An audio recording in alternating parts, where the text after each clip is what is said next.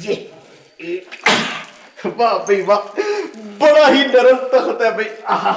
वाह भाई काले जादूगर वाह। हामून बिल बतौड़ी, वो जो काला जादूगर है ना, जब मैंने उसको रीच बनाया ना, मैंने उसके साथ ऐसे डांस किया था। हेलो भी हेलो बल्ले बल्ले, हेलो भी हेलो बल्ले बल्ले, बल्ले बल्ले बल्ले बल्ले। हामून आप बादशाह हैं। हम भूल जाते हैं कि हम बादशाह हैं। मलका बिल बतौड़ी, आज कौन से मुजरिम को पेश कर रही हैं?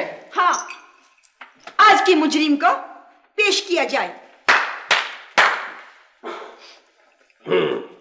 मलका, इसका जुर्म पढ़कर सुनाया जाए। हामून, पता ये क्या कर रहा था? क्या कर रहा था ये काले जादूगर को महल में वापस लाने के लिए मंत्र पढ़ रहा था। है? काले जादूगर को वापस लाने के लिए मंत्र पढ़ रहे थे? इसने मंत्र पूरा पढ़ लिया था या इसे अध में पकड़ लाए हो? यही तो ये बता नहीं रहा। जल्दी बताओ, क्यों पढ़ रहे थे मंत्र? बोल मंत्र पूरा